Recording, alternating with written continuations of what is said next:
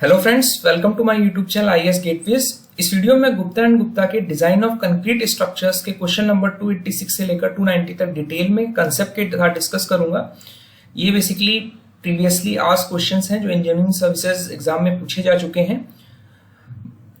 ये सीरीज का part 30 video है। पुराने वीडियोस के लिए आप मेरे यूट्यूब चैनल की प्लेलिस्ट पे जाकर देख सकते हो, और जो इन लेक्चर्स का पीडीएफ है वो आईएएस गेटवेज का जो ऐप है उसके स्टडी मटेरियल सेक्शन में फ्रीली एक्सेसिबल है, वहां पर ये अपलोड कर दिया जाएगा इसका PDF. So for ready reference and revision purpose you can access from there.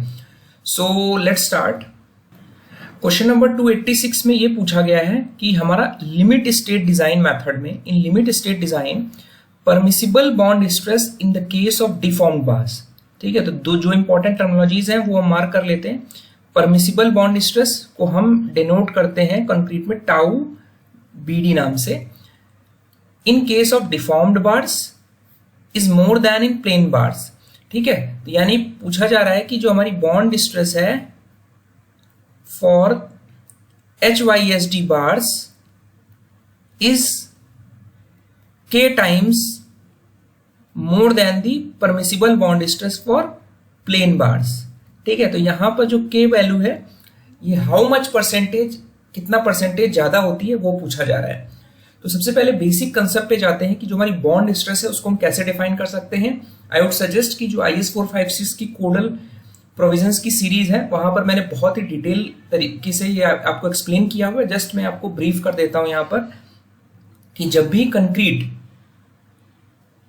में हमारा रेनफोर्समेंट बार आपका पड़ा हुआ है इन टेंशन आर कंप्रेशन, ठीक है, तो जब भी एक्सटर्नल पुल या एक्सटर्नल कंप्रेशन की वजह से हमारा रेनफोर्समेंट बार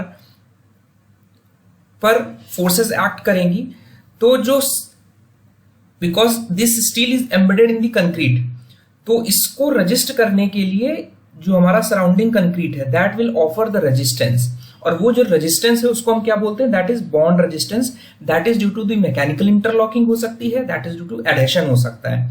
ठीक है, तो वो बॉन्ड रेजिस्टेंस कैसे अचीव होगा, by way of development of the tangential shear stresses. ठीक है, इसके अपोजिट डायरेक्शन में, in the direction of force, जिस डायरेक्शन में हमारा फोर्स एक्ट कर रहा है रेनफोर्समेंट बार पे, पुल या पुश, उसको रेजिस्टेंस ऑफर करने के लिए हमारा उसके पेरिफेरी में हमारी shear stresses, tangential shear stresses generate हो रही हैं, जो कि बेसिकली कॉन्टैक्ट सरफेस है हमारा रेनफोर्समेंट बार का। और उन टेंजेंशियल स्ट्रेसेस को हम बेसिकली क्या बोल रहे हैं, उस शियर स्ट्रेस को क्या बोल रहे हैं, बॉन्ड स्ट्रेस। तो हमारा जो बॉन्ड स्ट्रेसेस है these are basically the shear stresses occurring at the interface of surrounding concrete with the reinforcement bar। अब इसको एक्सप्रेस कैसे करेंगे, it can be expressed by in terms mathematically की टेंजेंशियल फोर्स, जो टेंजेंशियल फोर्स हम we assume कि it is uniform, generally it is not uniform, it is like this. इसका जो वेरिएशन है maximum is at this surface. ठीक है, तो इसको जब एवरेज आउट कर लेते हैं तो this is basically bond stress, और जो इसकी परमिसिबल वैल्यू है, ठीक है, that has been determined from the permissible tau BD, हम इसको चाहे तो मैक्स लिख लेते हैं। This has been derived from the experimental results. Experimental results हमारे पुल आउट टेस्ट के थ्रू परफॉर्म किए गए, जिसके बेसिस पे कोड ने इन टाउ बीडी की वैल्यूज हमारी IS 456 में प्रोवाइड की हुई है। And this is basically function of कि हमारा कंक्रीट का ग्रेड क्या है। ठीक है, जो रेनफोर्समेंट बार्स है उसका टाइप क्या है, वो HYSD बार है या प्लेन बार है, बिकॉज उसके अकॉर्डिंग ही हमारा रेजिस्टेंस, क्वांटम ऑफ रेजिस्टेंस हम डिनोट कर सकते हैं। ग्रेड हो गया कंक्रीट का, रेनफोर्समेंट में जो रेनफोर्समेंट है वो किस टाइप का है वो हो गया, और हमारा टाइप ऑफ फोर्सेस क्या हैं जो रेनफोर्समेंट बार पर एक्ट कर रही हैं, टेंशन फोर्सेस हैं या कंप्रेशन फोर्सेस में, because depending upon the nature of forces इस परमिसिबल बॉन्ड स्ट्रेस की वैल्यू बदलती रहती है। तो तीन फैक्टर्स पे हमारा प्राइमरली कोडल प्रोविजंस जो है वो बेस्ड है। तो इसको हमने क्या डिनोट किया कि tangential force per unit nominal surface area of reinforcement बार। तो हमारा अगर क्रॉस सेक्शन देखोगे अगर ये फाई डायमीटर का है तो इसका जो नॉमिनल सरफेस एरिया होगा that will be pi into D, जो सरफेस पेरीमीटर हो गया, ठीक है। और अगर हमारी length you assume this is length जिसमें हमारी ये मैक्सिमम जो फोर्स है, maximum resistance force, maximum pulling force, वो हमारी उसको उस कैपेसिटी तक पहुंचने के लिए जो परमिसिबल स्ट्रेसेस हैं उस लेंथ में एल डी, इसको हम डेवलपमेंट लेंथ भी बोल लेते हैं। तो हमारा ये लेंथ हो गई पाई फाई एल। तो it is basically the average, ठीक है, एक इंपॉर्टेंट टर्म भूल गए, दिस इज एवरेज टेंजेंशियल या एवरेज शियर स्ट्रेसेस। तो इसको हम डिनोट कर लेते हैं यू ए वी से। अगर हम एवरेज की बात करते हैं तो P max divided by load divided by nominal surface area is pi D perimeter हो गया इंटू एल। तो इसको आप लिख सकते हो। तो जब हम परमिसिबल बॉन्ड स्ट्रेस की बात करते हैं, जब हमें एल डी लेंथ निकालनी होगी, तो it becomes L D is equal to P max हमारा क्या हो जाएगा, जो हमारा डिजाइन स्ट्रेस है multiplied by the cross sectional area. ये हमारा मैक्सिमम पुलिंग फोर्स निकल आएगी depending upon the maximum yield stress at the time of failure क्या है, divided by pi phi into L. तो ये निकल के आ जाता है L D pi phi F S upon 4 tau B D, ठीक है। अब ये जो टाउ बी डी है this is basically permissible bond stress, ठीक है। तो ये जो आपने डेरिवेशन देखा इसमें हमने क्या अज्यूम किया, हमारे दो अजम्पशंस थे। अजम्पशंस ये थे कि हमारी जो नेचर ऑफ फोर्स थी वो टेंशन में थी, ठीक है। दूसरा अजम्पशन ये था कि जो हमारे रेनफोर्समेंट बार्स हैं ये प्लेन बार्स थे, ठीक है, plain reinforcement bars, they are generally carbon bars. तो ये दो अजम्पशंस के साथ हमने बेसिकली एक्सपेरिमेंट्स परफॉर्म किए और कोड ने हमारी वैल्यूज लेट डाउन की परमिसिबल बॉन्ड स्ट्रेस की eight the time of limit state of fracture. जब हमारा फ्रैक्चर के केस में, यानी अगर हम ये अज्यूम कर लें कि it is a simply supported beam width W loading, तो यहां पर जो आपका रेनफोर्समेंट बार है, अब ये हमारा फ्लेक्चरल टेंशन में है, ठीक है, ऊपर वाला बार जो है वो फ्लेक्चर कंप्रेशन में है। तो दोनों के लिए जो बॉन्ड स्ट्रेसेस होंगी वो अलग अलग होंगी, ठीक है। हम यहां पर ये अज्यूम कर रहे हैं कि जो बार्स हैं वो प्लेन बार्स हैं। तो आपने देखा प्लेन बार्स इन टेंशन के लिए जो डिजाइन बॉन्ड स्ट्रेस है लिमिट स्टेट मेथड में, ध्यान रखना है, लिमिट स्टेट मेथड में जो हमारा बॉन्ड स्ट्रेस है वो हमारा ग्रेड ऑफ कंक्रीट जैसे जैसे बढ़ती जा रही है, it is directly proportional to grade of concrete, is directly proportional to grade of concrete, ठीक है। तो ये वैल्यूज आपको याद रखनी है। ये 1.2 से स्टार्ट होती, मिनिमम वैल्यू जो बॉन्ड स्ट्रेस की 1.2 है and it goes up to 1.9 और M40 के बाद it is assume to be constant, ठीक है। And it is also directly proportional to कि हमारा जो एक्शन ऑफ फोर्सेस हैं वो किस नेचर की हैं। तो यहां पर हमने टेंसाइल फोर्स अज्यूम किया था, तो ये हमारे टेंशन में, ठीक है। अब अगर आप इन प्लेन बार्स की जगह पे इन बार्स को HYSD बार्स, HYSD बार्स की खासियत क्या है कि आप जैसे फोटो देख पा रहे हो ना, इसमें आपके ये बार्स प्लेन है, यहां पर आपके देख रहे हैं ये इंडेंट्स हैं, ठीक है, इंडेंट्स हैं। तो जब ये कंक्रीट में एम्बेडेड होंगे और इसको हम पुल करेंगे तो it will offer more resistance, ठीक है, रेजिस्टेंस ज्यादा ऑफर करेंगे ड्यू टू दीज, इनको बोलते हैं लग्स एंड इंडेंटेशंस। इन लग्स और इंडेंटेशंस की वजह से जो डिफॉर्मेशन बाहर से इनकी जो होल्डिंग है ग्रास या कंक्रीट की सराउंडिंग कंक्रीट के साथ वो ज्यादा स्ट्रॉन्गर होता है, ठीक है। तो यहां पर क्या है, यहां पे जो टेक्सचर है सरफेस स्मूथ है, तो इसकी वजह से जो permissible stresses eight the time of limit state in fracture, ये हमारा जो स्ट्रेसेस होंगी ज्यादा स्ट्रेसेस पे हमारा फेलियर होगा, ठीक है, क्योंकि बॉन्डिंग हमारी ज्यादा स्ट्रॉन्ग है। तो यहां पर आप ये कह सकते हो कि जो टाउ बीडी है वो HYSD बार से ज्यादा होती है, और वो कितना ज्यादा होती है, कोड बोलता है कि अगर आप डिफॉर्म्ड बार्स यूज कर रहे हो and they are complying with provisions of IS 1786, तो that can be increased, tau BD can be increase to 60%, यानी it is 1.6 times the tau BD for plain bars. और ये जो फोर्सेस हैं ये हमारी एज्यूमिंग कि दोनों बार्स पे हमारा नेचर ऑफ फोर्सेस जो है टेंशन में है। साथ ही साथ कोड ये कहता है कि अब नेचर ऑफ फोर्सेस अगर टेंशन में, अगर आप अज्यूम करो कि यहाँ पर ये वाला बार हमारा यहाँ पे कंप्रेशन में है, तो हमारी जो बाउंड स्ट्रेसेस हैं कंप्रेशन में, वो हमारी टाउ BD जो टेंशन में होगा उसको हम 25% इनहेंस कर लेंगे। ठीक है, दिस इज इन कंप्रेशन। तो 25% हमने इनहेंस किया कि अगर हमारा कंप्रेशन में है बार्स तो हम बॉन्ड स्ट्रेसेस को 25% इनहेंस कर लेंगे। ठीक है, तो इसका मतलब ये हो गया अगर हमारी ये बॉन्ड स्ट्रेस हमारी प्लेन बार्स इन टेंशन था, अगर हमारा HYSD बार है, यहाँ पे अगर हम HYSD बार है तो सारे में हमारा 1.6 से मल्टीप्लाई हो जाएगा, तो HYSD बार्स इन टेंशन, तो ये आपका बन जाएगा 1.92, 2.24, 2.4, 2.72 एंड 3.04। ठीक है, तो ये हमारा जो प्रोविजंस है 26.2.1 क्लॉज में, they are pertaining to limit state method of design.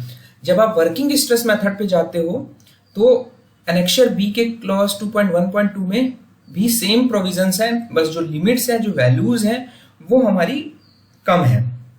Minimum grade of concrete limit state में जो हम यूज करते हैं RCC के लिए वो M20 है। यहाँ पर आपकी स्टार्टिंग जो हो जाती है ये हमारी M10 से स्टार्ट हो जा रहा है वर्किंग स्ट्रेस मेथड में, और जो मिनिमम वैल्यू है M10 के लिए हमारा tau BD is not specified, M15 के लिए इट इज 0.6, M20 के लिए 0.8। तो जैसे आप देख रहे हो ग्रेड ऑफ कंक्रीट बढ़ता जा रहा है, आपकी जो परमिसिबल बॉन्ड स्ट्रेस है वो बढ़ती जा रही है, and these are the average values assuming the plain bars in tension.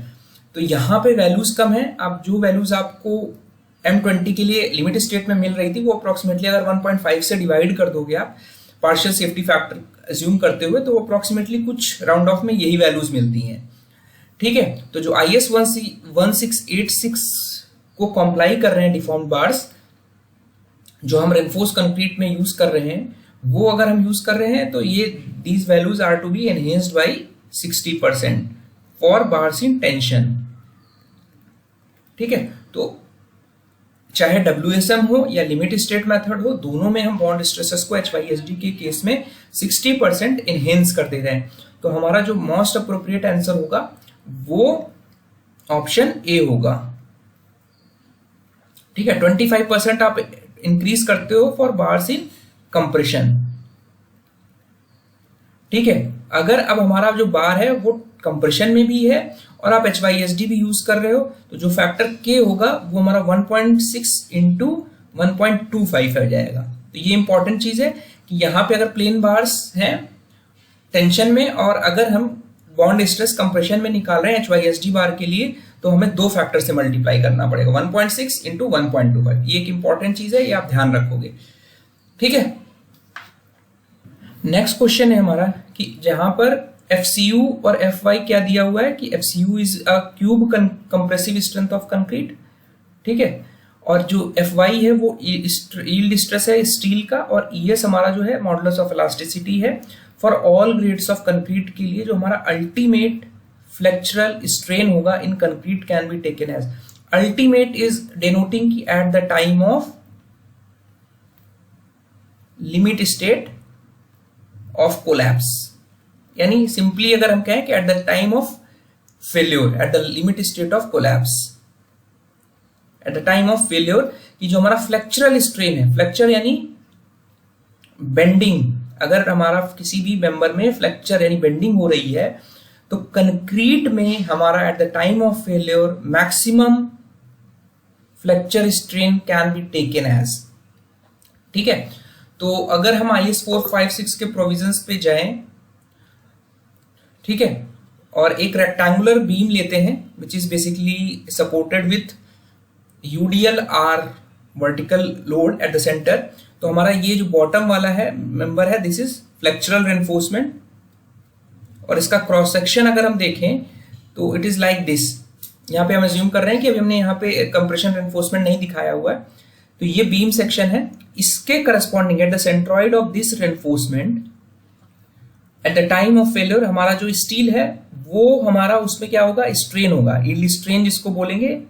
ठीक है, हमारी स्टील होगी वो यील्ड करेगी eight the time of collapse. और जो एक्सट्रीम फाइबर पे हमारा फ्रैक्चर के केस में, बेंडिंग के केस में, जो एक्सट्रीम फाइबर के केस में कंक्रीट में जो हमारा परमिसिबल स्ट्रेन है दैट इज 0.0035। ठीक है, और this is corresponding to design stress of 0.447 FCK, जो कि हमारा 0.67 FCK जो हमारी स्ट्रेंथ लेते हैं, कैरेक्टरिस्टिक स्ट्रेंथ, उसको हमने 1.5 से डिवाइड किया है पार्शियल सेफ्टी फैक्टर। तो हमारे ये परमिसिबल डिजाइन स्ट्रेस के करस्पॉन्डिंग हमारा जो design permissible ultimate fracture strain है कंक्रीट में ये आता है।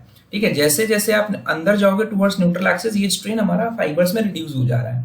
ठीक है, तो अगर हम इसको समझने के लिए कंक्रीट का स्ट्रेस स्ट्रेन डायग्राम देखें, ठीक है, this is a stress strain diagram of concrete. ठीक है, तो 0.002 तक जो हमारा स्ट्रेस स्ट्रेन का कर्व है ये दिस इज पैराबोला।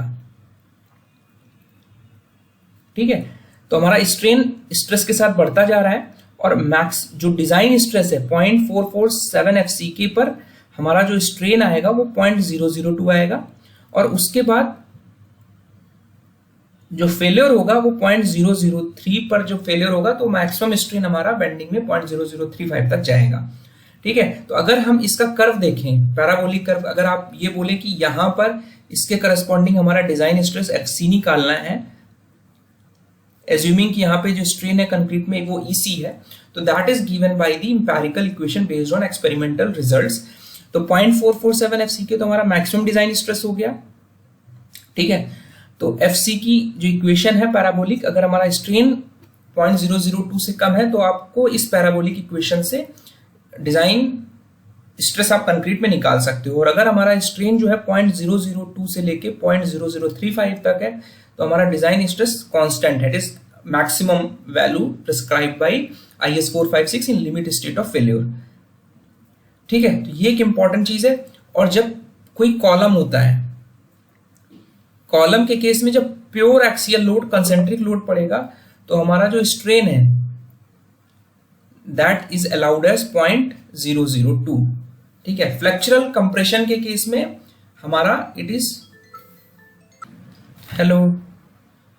तो सिमिलरली जब हम स्टील की बात करते हैं, जो हमारी रेनफोर्समेंट स्टील है, तो Fe 250 का जो ग्रेड है इसमें जो हमारी जो यील्ड स्ट्रेंथ है that has a well defined yield point. तो जो हमारा यील्ड स्ट्रेन है that can be considered as stress upon modulus of elasticity of steel, और 1.15 का फैक्टर ऑफ सेफ्टी लेके अगर इसको 1.15 से डिवाइड करेंगे तो हमारा ये निकल के आ जाएगा 0.87 FY अपॉन ES। ठीक है, this is for those steel जो हमारा स्ट्रेन है वो उसमें steel has a well defined point, but जहां पे स्टील का वेल डिफाइंड हमारा यील्ड पॉइंट नहीं है, कुछ इस तरह से कर्व बन रहा है, तो हम क्या करते हैं फुल डिजाइन यील्ड स्ट्रेंथ यानी 0.87 FY हमने फुल डिजाइन यील्ड स्ट्रेंथ लिया, इसके करस्पॉन्डिंग जो हमारा प्रूफ स्ट्रेन बना, दिस इज प्रूफ स्ट्रेन। तो ये स्ट्रेन प्लस जो ये वैल्यू है, ठीक है, तो हमारा जो स्ट्रेन होगा स्टील में that will be given by 0.87 FY upon ES plus 0.00। तो हमारे कोड ने बिकॉज नॉन यूनिफॉर्मिटी ना हो इसलिए फॉर कंजर्वेटिव साइड हमारा जो स्ट्रेन टेंशन रेनफोर्समेंट के लिए स्पेसिफाई किया सेंट्रॉइड लेवल पे, अल्टीमेट लिमिट स्टेट में हमारा जो टेंशन स्ट्रेन है, टेंसाइल स्ट्रेन है, that should be greater than और equal to 0.87 FY upon ES plus 0.002 irrespective of type of steel. ठीक है, ये कंजर्वेटिव साइड में रखने के लिए डिजाइन सेफ्टी को ध्यान में रखते हुए ये हमारा कॉमन कर दिया सभी irrespective of grade of steel.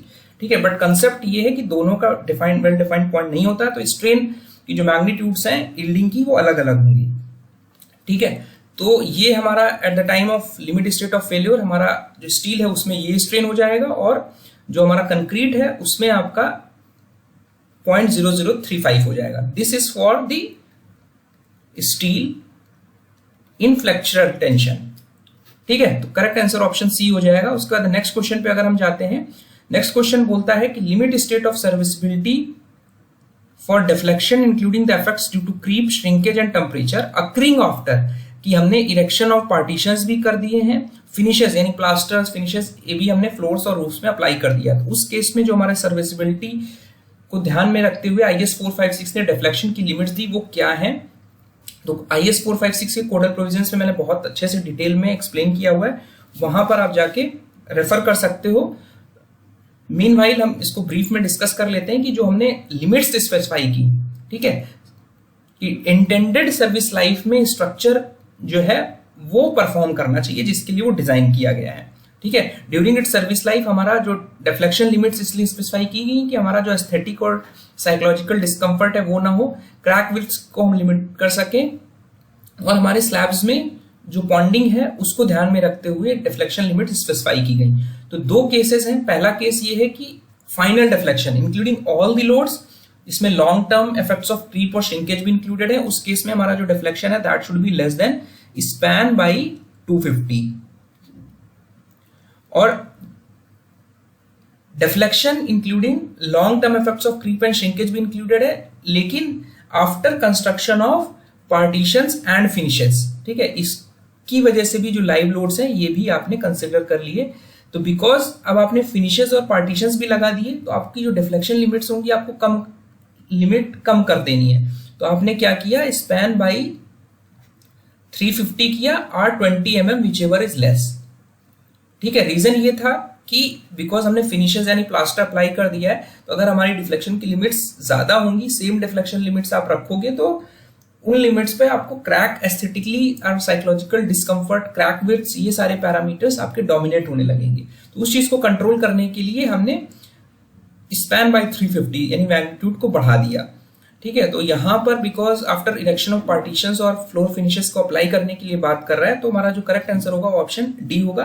पहला है कि it including all the loads, ठीक है, all the loads due to, and it is the final deflection. ठीक है, नेक्स्ट क्वेश्चन है, हम चलते हैं कि श्रिंकेज डिफ्लेक्शन हमारा जो रेक्टेंगुलर बीम्स और स्लैब में है उसको हम कैसे एलिमिनेट कर सकते हैं। तो श्रिंकेज डिफ्लेक्शन का कंसेप्ट हम समझ लेते हैं कि shrinkage is due to basically the shrinkage of concrete, and it is contraction of concrete की वजह से जो हमारे श्रिंकेज हो रहा है उसकी वजह से होगा क्या, हमारे क्रॉस सेक्शन के along there will be strains. ठीक है, and these strains are differential strains. इनको हम क्या बोलेंगे, differential strains across the cross section, differential strain across the cross section, and these deflections are long term deflections।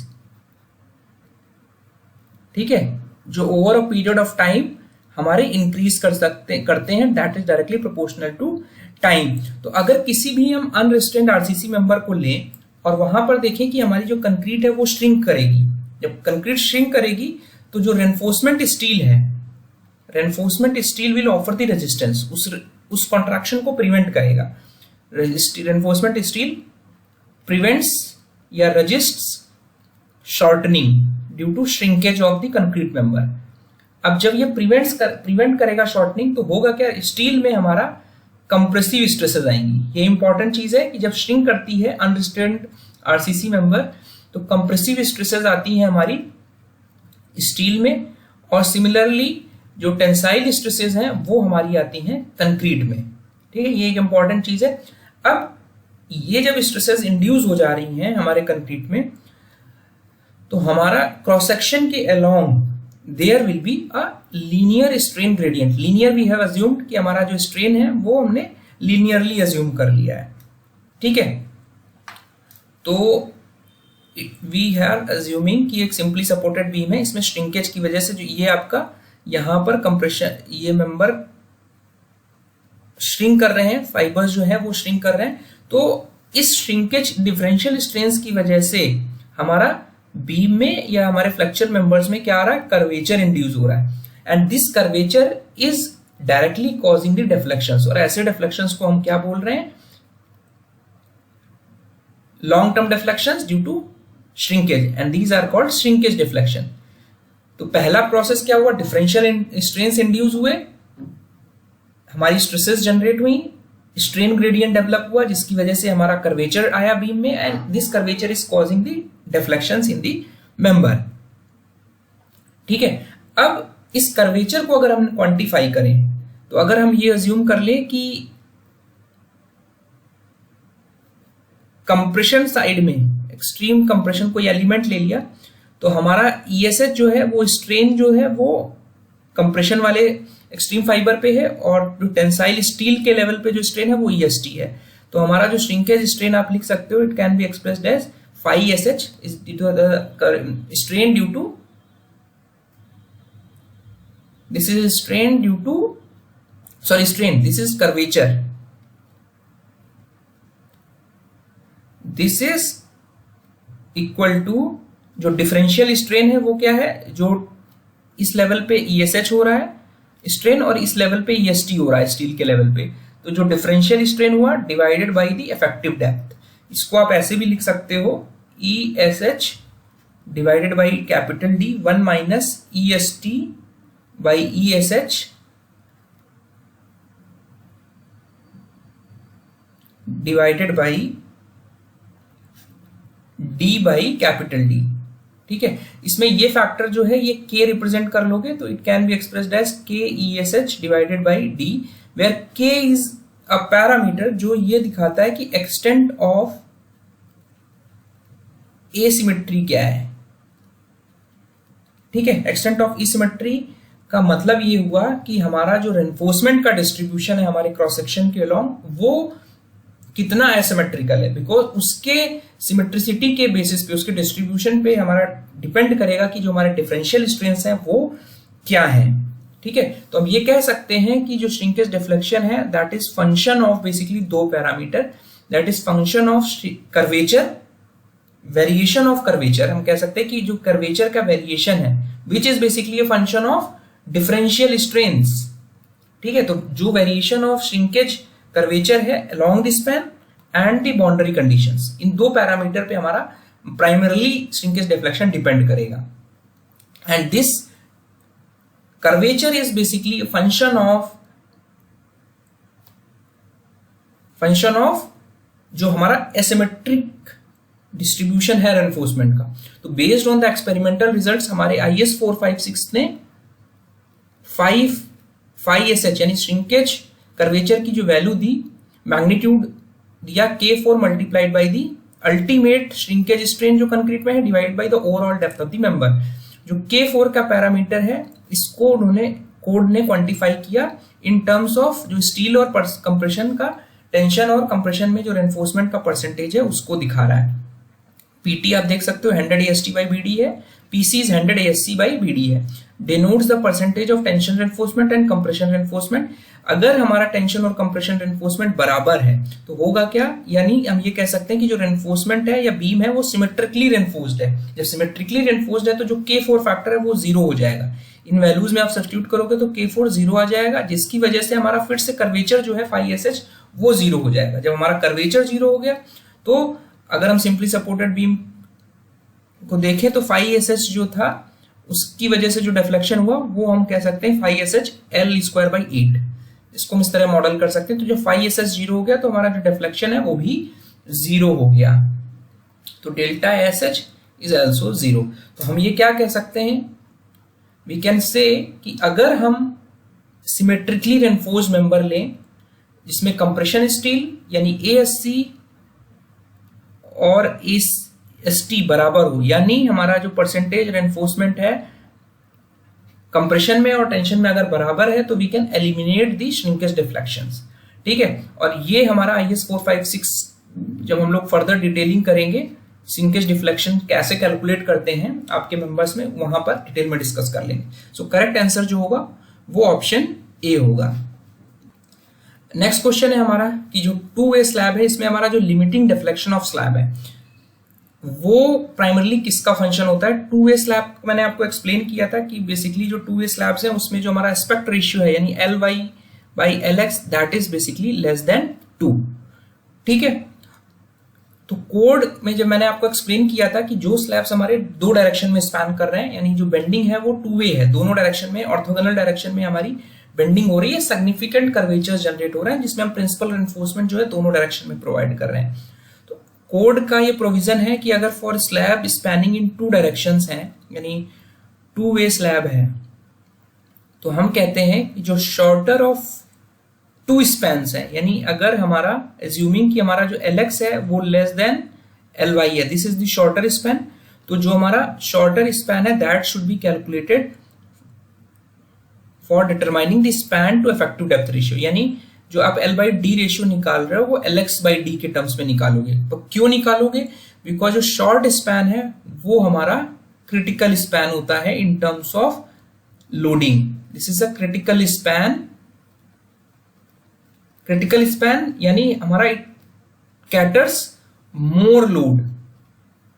ठीक है, जब लोड डिस्ट्रीब्यूशन होता है तो जो शॉर्टर स्पैन के along load distribution load transfer होता है वो ज्यादा होता है। ठीक है, इट इज देयरफॉर रिक्वायर्ड कि आपका जो शॉर्ट स्पैन है वो आप डिफ्लेक्शन लिमिट्स कैलकुलेट करने में यूज करो।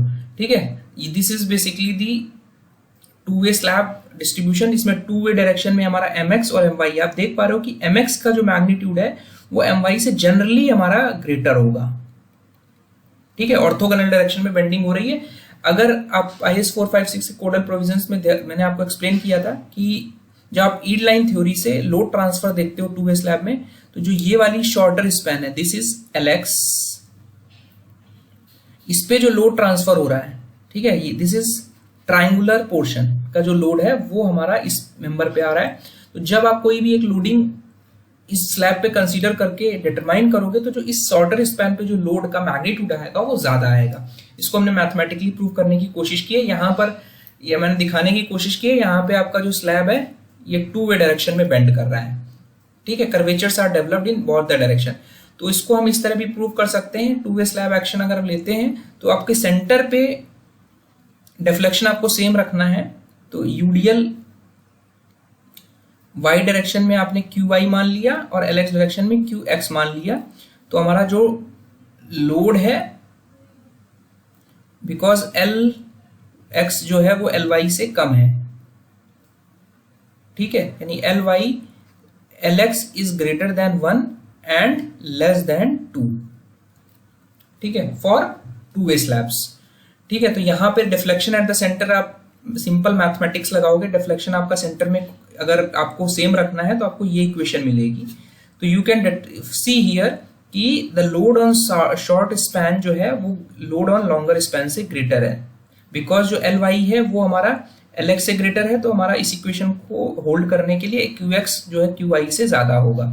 तो लोड ट्रांसफर जो हो रहा है शॉर्टर स्पैन पे वो ज्यादा हो रहा है। सिमिलरली हमने ये यहां पर जो लोड डिस्ट्रीब्यूशन दिखाया है इस पे भी आप कोई एक लोडिंग कंसीडर करके देखोगे। मैंने IS 456 में आपको एक्सप्लेन किया था कि लोड डिस्ट्रीब्यूशन जो शॉर्टर बीम पे हो रहा है वो ज्यादा हो रहा है। तो इस बीम पे जो लोड ट्रांसफर हो रहा है उसके करस्पॉन्डिंग ही आप L/D रेशियो लेते हो। तो बेसिकली हम कह सकते हैं कि जो डिफ्लेक्शन लिमिट्स है that are based on the shorter span.